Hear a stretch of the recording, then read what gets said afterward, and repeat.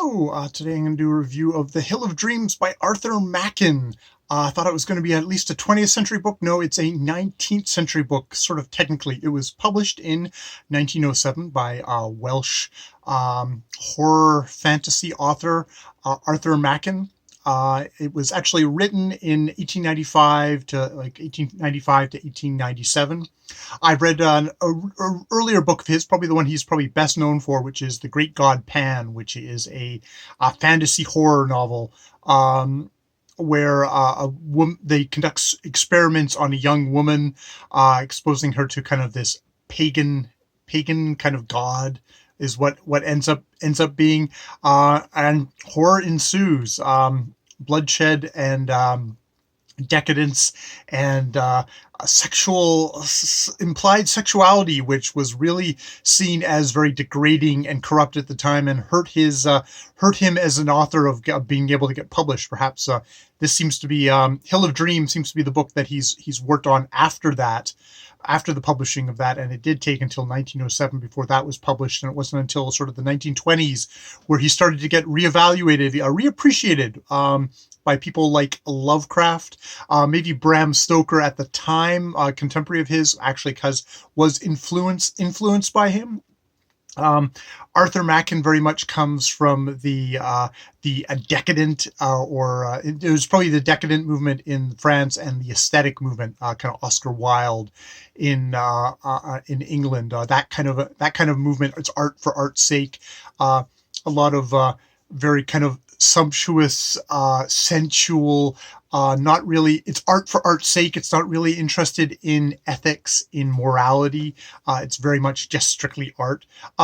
Now, The Hill of Dreams is seems to be considered a semi-autobiographical novel, sort of a what-if story if the worst had happened to Arthur Machen. The main character in this book is a young Welsh guy, Lucian Taylor, who comes upon a kind of ancient Roman fort as a young man, has an encounter with a young woman which seemed to deeply influence him through the rest of his life, which is as trying to be a writer, someone who is very invested in writing and not in commercial writing. There's some good passages in here where you can see Machen is making fun of, like, oh, this is the kind of crap that sells. It's like, it sounds very familiar to someone who's an ardent young artist, wordsmith today, who looks at like Dan Brown and just all the horrible like commercial trash and says, like, you know, I could wait.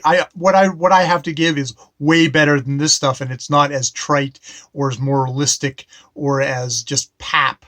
I very much I can see that. Now, he is actually, and here's a quote that kind of gives you then an idea of how he kind of aligns very well with like the aesthetic movement. He had seen the folly of regarding fine literature from the standpoint of logical intellect. He now began to question the wisdom of looking at life as if it were a moral representation. Literature, he knew, could not exist without some meaning, and considerations of right and wrong were to a certain extent inseparable from the concept of life. But to insist on ethics as the chief interest of the human pageant was surely absurd. One might as well read Lycides for the sake of its denunciation of our corrupt clergy, or Homer for manners and customs. An artist entranced by a beautiful landscape did not greatly concern himself with the geological formation of the hills, nor did the lover of a wild sea inquire as to the chemical analysis of the water. Lucian saw a colored and complex life displayed before him, and he sat enraptured at the spectacle, not concerned to know whether actions were good or bad, but content if they were curious. So it's that very much. You can also hear the kind of strong influence that Romanticism had on the aesthetic movement of Wordsworth, of Shelley and Byron. Probably much more of that kind of younger, hotter crowd of romantics had on people like Wilde and on Wilde and people like is it Huntsman, Ouroboros.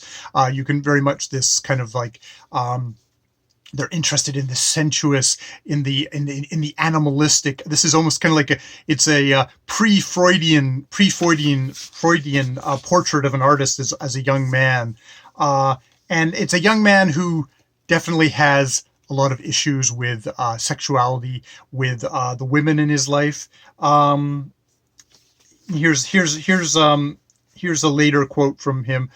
From This is all told from Lucian's point of view, except for the very end part. He would be drawn to the same place to find that woman still standing there. Again, he would watch the rose radiant and palpitating upon her cheek, the ardent gleam in her bronze eyes, the bronze curls gilding the white splendor of her neck. And for a second time, she would freely offer herself.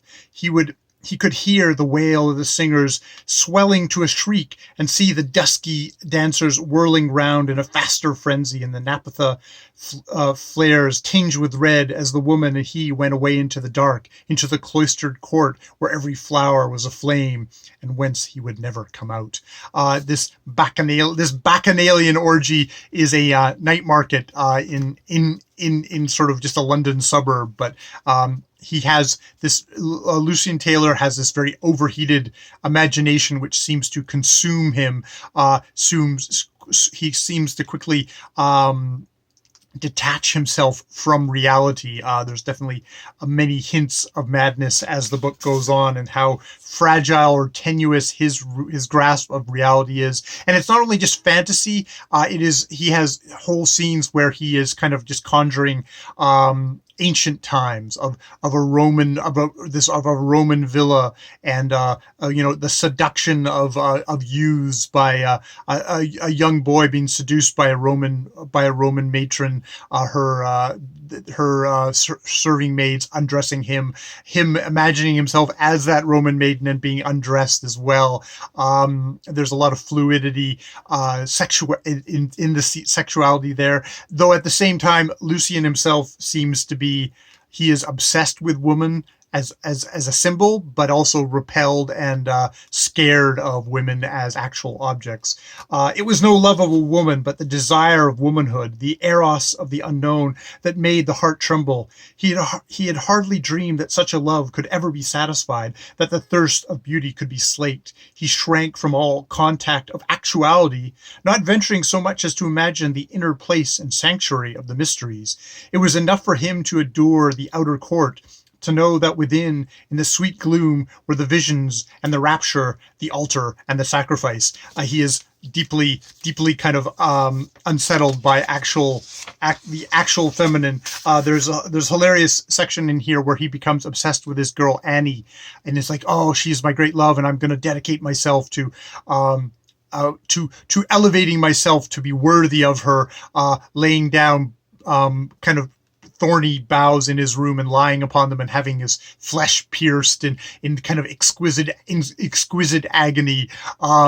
But he finds out, actually she got married to a farmer that she'd been engaged to for a while. So, that was that. And he's slightly, I'm amused because I'm actually fine with that, which is like, yeah, I think of course you're fine with that because you're very happy with this concept of Annie. And indeed he talks about like, I'm liberating her from her actuality, from her body, so I can have just the pure golden Annie, all the impure metals sifted out. It's like, no, this is definitely a dude who's got is troubled by his lusts, his desires, his animal instincts, is comfortable in kind of translating this into a Sabbath. He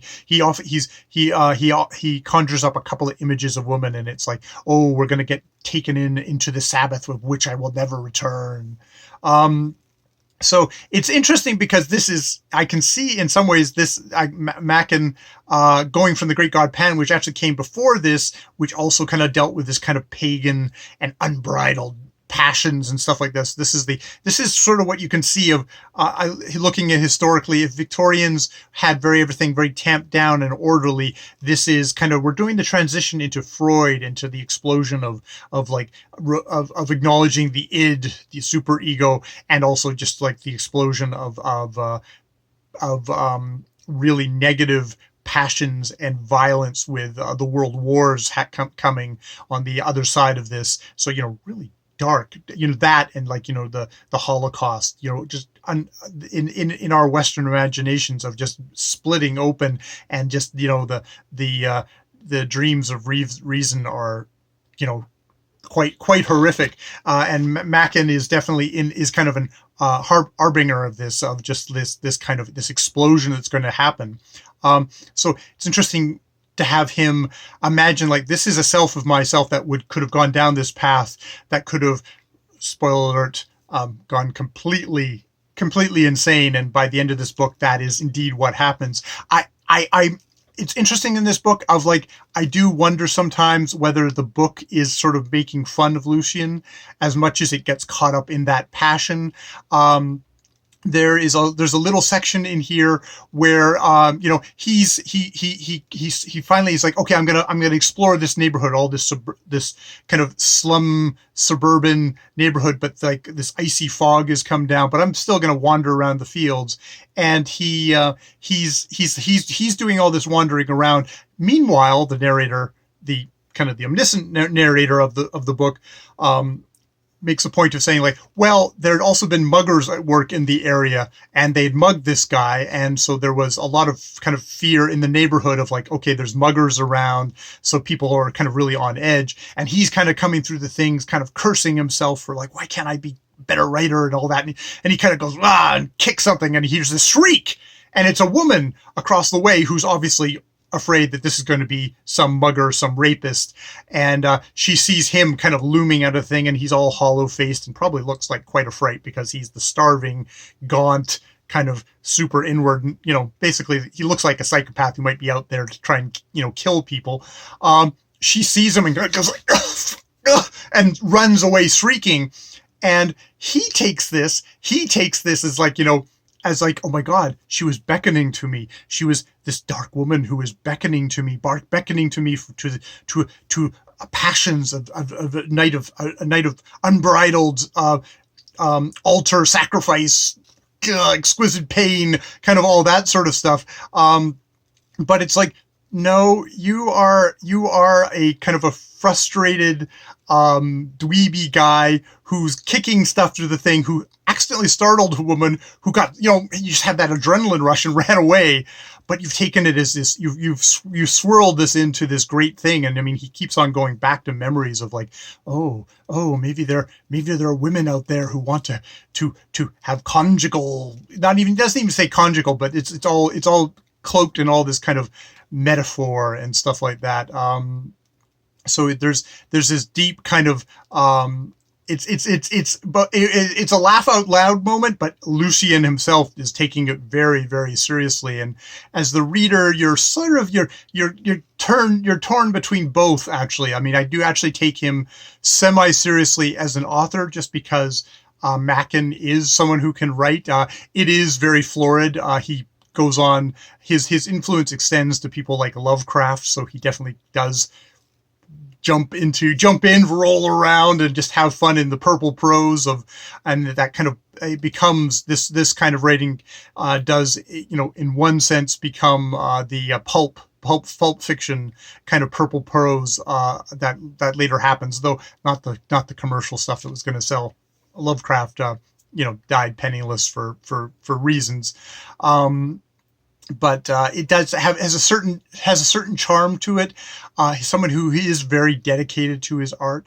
Though Lucian definitely represents to Arthur Mchn a dead end. This is there's a literal dead end, but also a going so deep within yourself, so twisty into all this dream logic, into inner space, into traveling back in time, that it's so it becomes gibberish. You will look through it, and you wouldn't get more than one page. Mchn is able to stand outside of that to a large extent and kind of give you that feeling of it, but make it make sense, which is his gift, the gift of writers who can kind of teeter on that edge and kind of look over into madness and kind of take notes and stuff like that. So yeah, that's my review of The Hill of Dreams by Arthur Mchn. I've quite enjoyed his book works. It's good that they're nice little novellas. It's that dream. Novellas are extremely good for when things are